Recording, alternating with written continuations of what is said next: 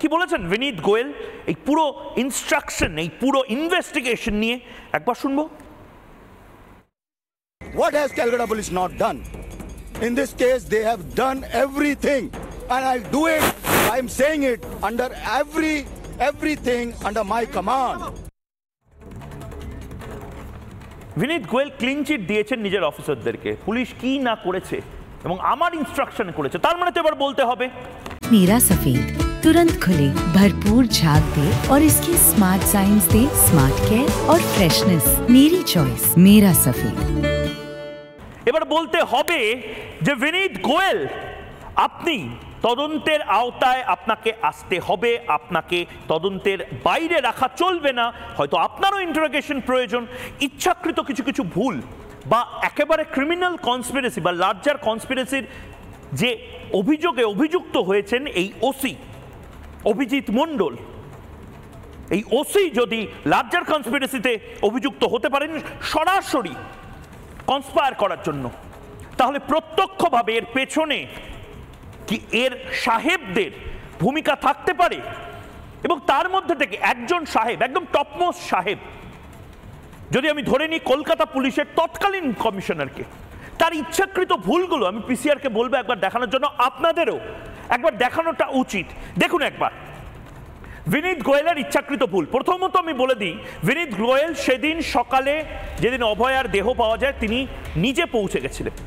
এত বছরের একজন অফিসার, এডিজি র্যাঙ্কের অফিসার বিনীত গোয়েল তার জীবনে একাধিক মেডেল পেয়েছেন, রাষ্ট্রপতির মেডেল পেয়েছেন, বিভিন্ন ডিপার্টমেন্টে কাজ করেছেন। তিনি অশিক্ষিত নন, তিনি পুলিশিংটা বোঝেন না এমন নয়, তিনি আইপিএস অফিসার। বিনীত গোয়েল কমিশনার অপরাধস্থলে ছিলেন, নিজে উপস্থিত ছিলেন, তাও প্রমাণ লোপাট হয় কি করে? তার মানে হয় করতে দিয়েছেন বা ইনস্ট্রাকশন দিয়েছেন।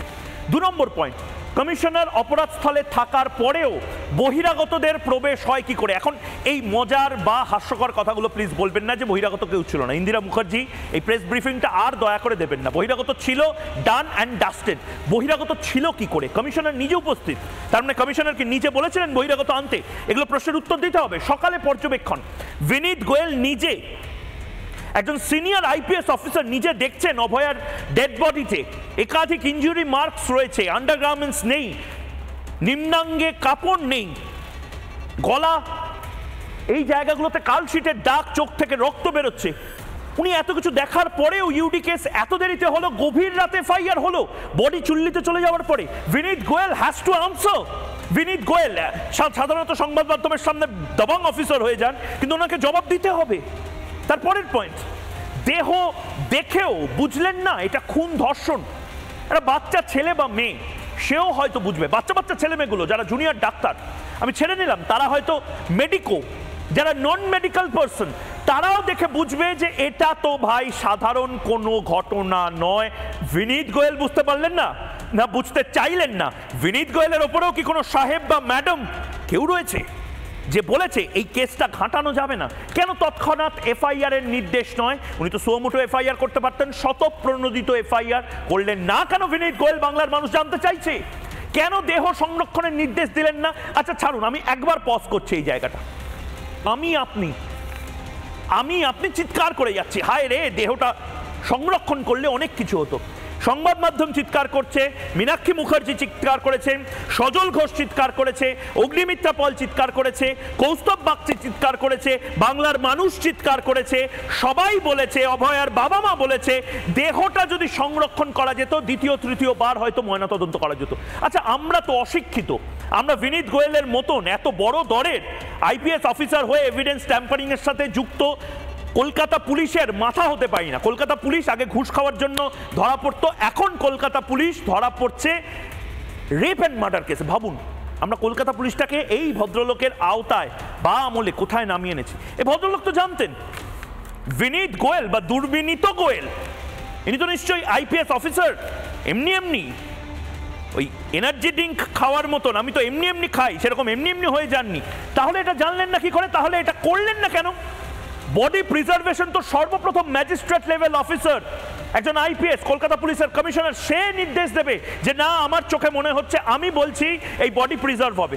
তারপরের পয়েন্ট, কেন দ্বিতীয়বার ময়না তদন্ত হলো না? বিনীত গোয়েলই তো বলবেন। মানে আমি বলছি আজকে বিনীত গোয়েল যদি সিবিআই এর মুখোমুখি হন, সিবিআই হয়তো এই প্রশ্নগুলোই করবে, কারণ এগুলো একেবারে সরল প্রশ্ন, এগুলো একেবারে বেসিক প্রশ্ন। আমি পিসিআরকে বলবো এই দ্বিতীয়বার ময়না তদন্ত হলো না কেন, এর প্রশ্নের উত্তরের পাশাপাশি যদি পিসিআর অভয়ার মা বাবা এই দ্বিতীয়বার ময়না তদন্ত নিয়ে তারাও দাবি করেছিল, তারা বলেছিল যে আমি বারবার বলেছিলাম এই দ্বিতীয়বার ময়না তদন্তটা হোক। 300-400 পুলিশ ঘিরে ধরেছিল। মানে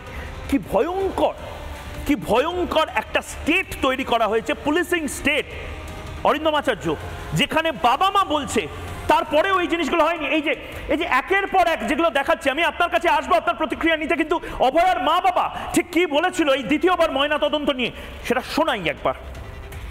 আমরা দেহটিকে রেখে দিতে চেয়েছিলাম, আমরা দেহটা রেখে দিতে চেয়েছিলাম, কিন্তু যে কোনো মানে এত প্রেশার আমাদের তৈরি করা হয়েছিল সেই সময়। আমরা টালা থানায় গেছিলাম, টালা থানার সামনে আমরা 1 ঘন্টার উপরে বসেছিলাম। 3 থেকে 400 পুলিশ আমাদের ঘিরে সেখানে একটা এমন পরিস্থিতি তৈরি করে আমরা বাধ্য হয়ে বাড়ি ফিরে যাই। বাড়িতে গিয়ে দেখি 3 থেকে 400 পুলিশ আমার বাড়ির সামনে ব্যারিকেড করে দাঁড়িয়ে আছে। কিন্তু এই মতো অবস্থায় আমাদের আর কোনো কিছু করার ছিল না, বাধ্য হয়ে আমরা মেয়ের দেহ দাহ করতে বাধ্য হই।